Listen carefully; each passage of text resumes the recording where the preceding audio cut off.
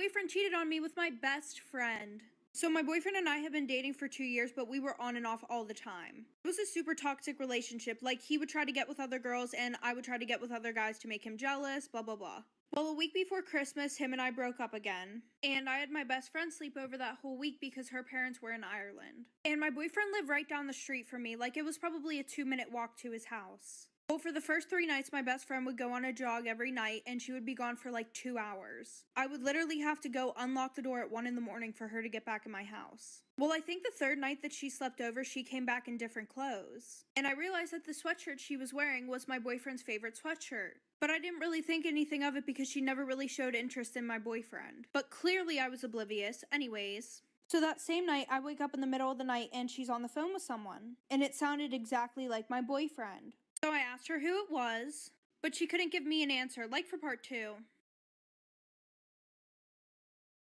Part 2 of how my boyfriend cheated on me with my best friend. So she told me not to worry about it, and I was like, alright, whatever. So the next day, my boyfriend shows up at my house asking to get back together. Not a surprise, by the way. And of course I said, okay, we can be back together, blah, blah, blah. So that night while I'm in my room, my best friend's on the phone, and she has her AirPods in, so I couldn't hear who it was. And she was like, okay, I'll be there in 5 minutes. And when I asked her where she was going, she wouldn't tell me. Well, she left her phone at my house. And because she usually tells me everything, I thought that something sus was going on, so I went through her phone.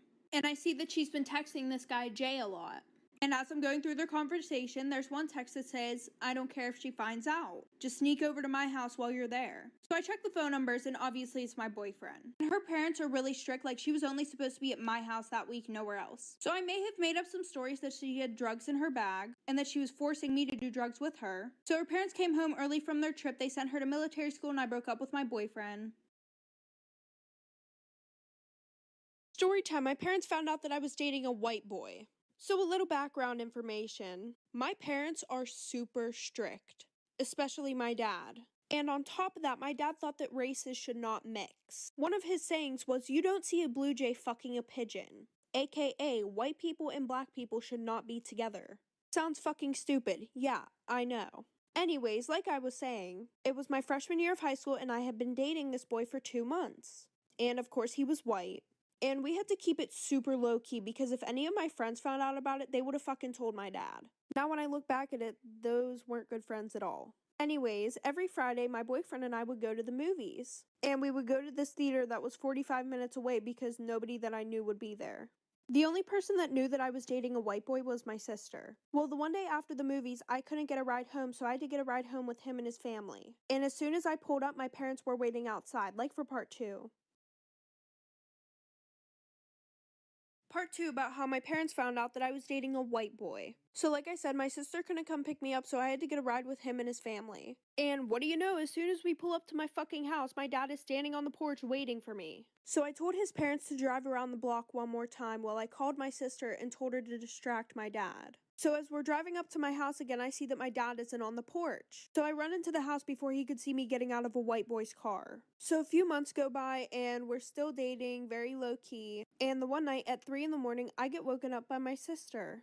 And she says, you better delete any pictures that you have of you and you know who off your phone. And you better come up with the story right now. Because one of your friends took pictures of you walking with him in the hallways and kissing him behind the stairwell at school. So after I deleted everything off my phone, a few seconds later, my dad came into my room screaming his head off. He was so mad. I ended up getting my ass beat, and I also got grounded from my phone for 4 months. But after that, my mom ended up leaving my dad, and then him and I got back together. Story time, my boyfriend caught me cheating on him with his older brother. A little background information. I was a sophomore in high school and him and I had been dating for about 3 months. And every day after school I would go over to his house. Sometimes he would be late coming home though because he would have soccer practice. But I would go to his house anyways because I was friends with his sister, who was also in the same grade as me. Well, his older brother was a senior in high school. Well, the one day I went over his house and his sister wasn't home. She was tutoring at school or something.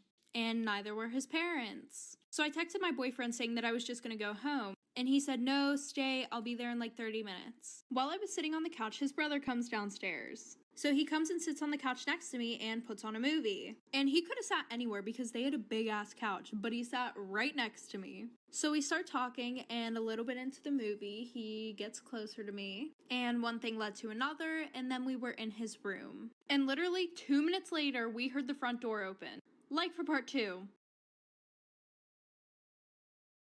Part 2 about how my boyfriend caught me cheating on him with his older brother. So we heard the door open downstairs, and at this point we were both naked. So I ran to my boyfriend's room as fast as I could, and as soon as he came upstairs, he saw me without any clothes on. So then I had to play it off like I was ready to do the nasty with him. So for the next 2 weeks straight, I was going to my boyfriend's house and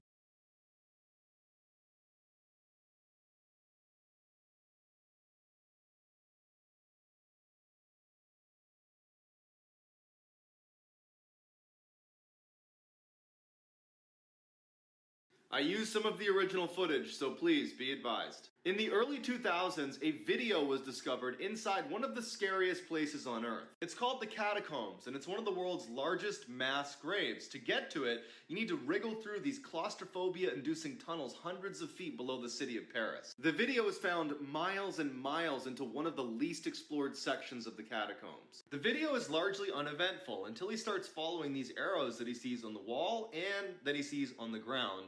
And these arrows bring him to these rooms that are completely full of human bones, which catacombs experts have no idea where they are. Like, they don't know where this is. Then out of nowhere, something spooks him and he starts sprinting deeper and deeper into the catacombs until he drops his camera, and then all you hear is his panic breathing and footsteps as he disappears. While nobody knows what actually happened to this guy, everybody seems to agree that the footage is authentic.